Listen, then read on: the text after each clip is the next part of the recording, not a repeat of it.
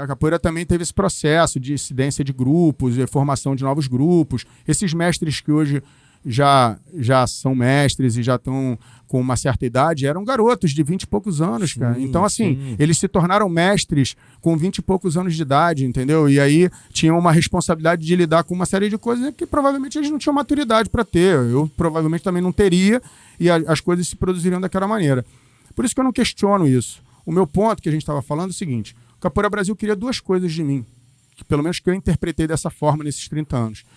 Que eu fosse um cara valente em roda de capoeira, né? Para não ser aquele frouxo, que na arte marcial existe uma pecha do frouxo. Eu me cobrei muito de ser um cara valente. Não sei se estou certo ou errado, provavelmente estou errado, né? Mas era o que era a demanda naquele momento. Havia uma demanda implícita sobre aquilo, de ser uma pessoa valente, ser um capoeirista que jogava em qualquer lugar.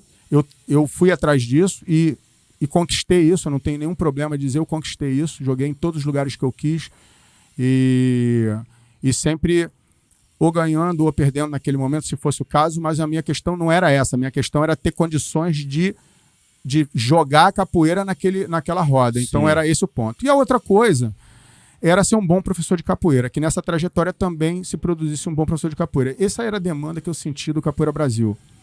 Eu entreguei. Não tenho dúvida de dizer. Eu sou um bom professor de capoeira, sou o melhor, sou um bom professor de capoeira, sei passar desde os pilares mais profundos até técnicas mais avançadas, etc, dentro, obviamente, das minhas possibilidades, mas conheço do tema e fui um cara valente de roda. Só que se essa foi a demanda de hoje para frente, a gente passa a ter um problema. Por quê? Muitas das coisas, e por isso eu não sou um crítico tão ferrenho de muitas coisas que às vezes eu vejo hoje aos 46 anos e falo, puta, que o cara faz na roda que, porra, né, não era. Mas eu não sou um crítico tão ferrenho a isso porque eu também tenho muitas coisas das quais eu não me orgulho de ter feito. Uma porrada muito firme, uma queda muito firme no chão, muitas coisas que eu não me orgulho tanto. E dessas eu tenho que aprender e dizer, não, isso... Mas eu não estou aqui dizendo que o camarada, estou dizendo que eu. Só que é o seguinte, não tinha Instagram. O Savério não teria sobrevivido 35 segundos ao Savério de 2010.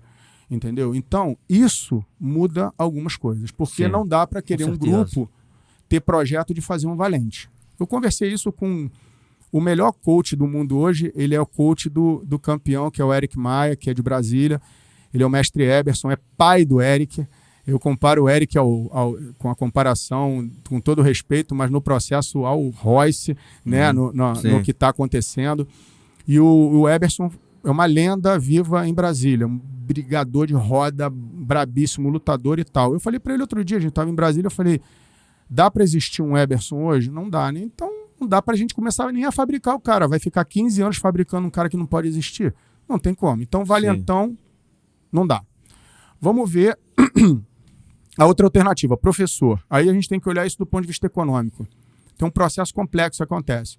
Quais são as fontes de financiamento dos professores de capoeira? Colégios de classe média e projetos sociais. São as duas fontes de financiamento de uma categoria. A gente pega um menino com 10 anos no projeto social, que é o primeiro contato que a gente viu ali, todo mundo nas artes marciais falando, e fica 15 anos para fazer dele um instrutor ou um professor mais ou menos experiente. Ok, esse é o destino daquele menino para a capoeira. Esse é o plano que a capoeira tem para ele.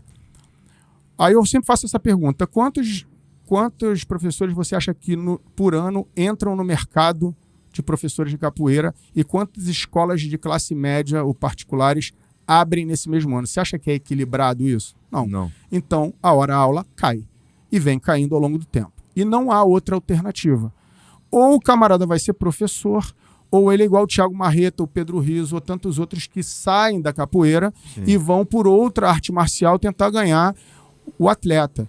E aí vale lembrar, você que tem essa pegada tão forte espiritual e filosófica do guerreiro, sabe por que o Thiago Marreta não ficou na capoeira, no meu entendimento? Porque dentro dele tinha um atleta, não tinha um professor de capoeira.